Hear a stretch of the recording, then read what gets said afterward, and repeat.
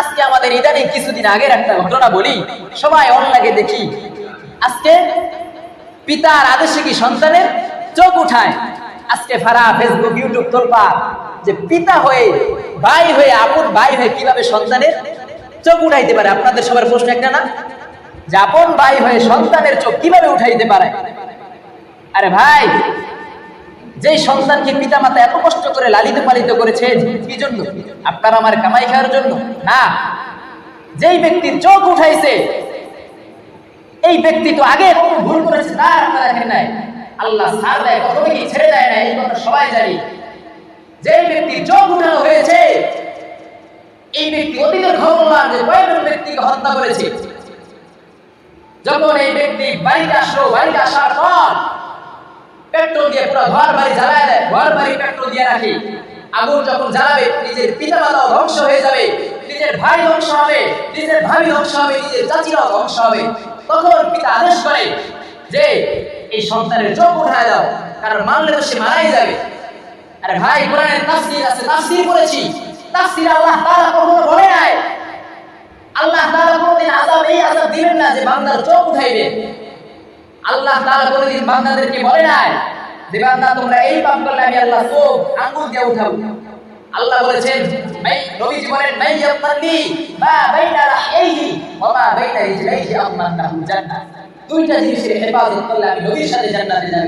সেই দুইটা জিনিস এক নাম্বার হলো এই জবানের হেফাজত করলে আমি নবীর সাথে জান্নাতে যাব। জবানের হেফাজত কি? যে গীবত থেকে বাঁচবে, ভাই ভাইয়ের গীবত করবে না, ভাই ভাইয়ের দুশমন ভাইকে বলবে না, এটা হলো গীবত। এই গীবত থেকে বাঁচলে ওই নবীর সাথে কি জান্নাতে যাবে। দুই নাম্বার, লজ্জার স্থান থেকে যদি কোনো ব্যক্তি হেফাজত থাকে, ওই ব্যক্তি নবীর সাথে জান্নাতে যাবে।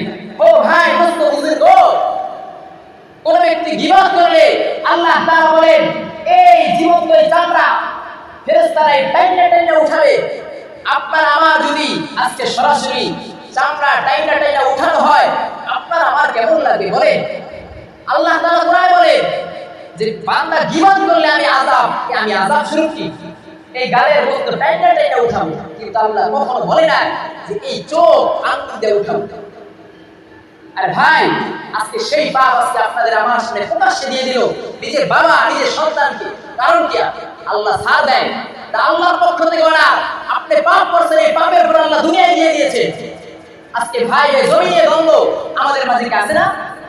আপন ভাই, যেই ভাই ছোটবেলা থেকে কি মহাব্বত, সামান্য 2 টাকা 3 টাকার একটা সুন্দরী নারীর কারণে এই ভাই আমি আপনার কি ভুলে যাই, নিজের পিতা মাতাকে ভুলে যাই। নিজের পিতা মাতার ভাইয়ের পেট্রোল দিয়ে দিয়েছে, নিজের ভাইয়ের ঘরে পেট্রোল দিয়েছে, কিসের জন্য? জমির জন্য। সামান্য, যেমন অপর ভাইকে জমির ভাগ করে দিয়েছে, আমাকে দেয় সামান্য জমির জন্য। আজকে আমরাও এই শিক্ষা নিতে পারি যে কোনদিন ভাইয়ের সাথে দ্বন্দ্ব করবো না, ভাইয়ের সাথে দ্বন্দ্ব করা যাবে না। তাই আল্লাহ তাআলা চাইলে আপনার চোখে বা উঠাতে পারে। একটা মানুষকে মারলে এত কষ্ট লাগে না যতটা কষ্ট জীবিত অবস্থায় চোখ উঠালে কষ্ট লাগে। যে আযাব আল্লাহ কবরে দিবেন না, সে আযাব আজকে দুনিয়ার মানুষকে দিয়ে দিয়েছে। আমার জন্ম থেকে এই পর্যন্ত আমি আজ পর্যন্ত কখনো শুনি নাই প্রকাশ্যে এভাবে মানুষের চোখ উঠানো হয়েছে। আপনারা শুনছেন কেউ? এটা কি মনে করবেন যে আল্লাহর পক্ষ থেকে কিসাস কাফারা? কোন ব্যক্তিকে হত্যা করলে শরীয়ত মোতাবেক যদি বিনা অপরাধে কাউকে হত্যা করলে তার কাফারা কি, তার কিসাস কি? মনে করেন আমার ভাইকে আমি হত্যা করেছি বিনা অপরাধে, আমার শরীয়ত যদি ইসলামী সরকার হয়ে থাকে তাহলে আমাকে কি হত্যা করবে? কিন্তু আজকে ইসলাম সরকার নাই বলে কিন্তু হয় না। ঠিক এমনটাই আমাদের নাজিরপুর হয়েছে যে ভাইয়ের ঘরে যখন পেট্রোল দিয়ে দিয়েছি, আপন বাবার ঘরে পেট্রোল দিয়েছি, তখন বাবা কি তার কিসাস দিয়েছে, কিসাস কাফার হয়ে গেছে। এটা কোনো অপরাধ না ভাই। এই ঘটনা থেকে শিক্ষা গ্রহণ করি কোনোদিন ভাইয়ের সাথে দ্বন্দ্ব করা যাবে না, পিতা মাতার সাথে দ্বন্দ্ব করা যাবে না।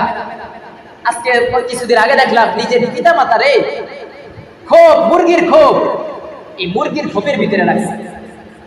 সন্তান মাকে মুরগির খোপের ভিতরে রাখে আর নিজের আপন বউকে সাহেব সাহেব একটা বিল্ডিং ঘরে রাখতেছেন। আরে ভাই, একটু কি মায়া লাগে না? যে পিতা মাতা তোমার জন্য এত কষ্ট করলো, সেই পিতা মাতার তুমি আজকে মুরগির খোপে রাখলা, সেই পিতা মাতার কাছে খাদ্য খাওয়ালে না। আজকে সেই বউকে অপর একটা ব্যক্তিকে তুমি সুন্দর যত টাকা পয়সা লাগে দিতেছো, কিন্তু নিজের বাবাকে তুমি দিচ্ছ না।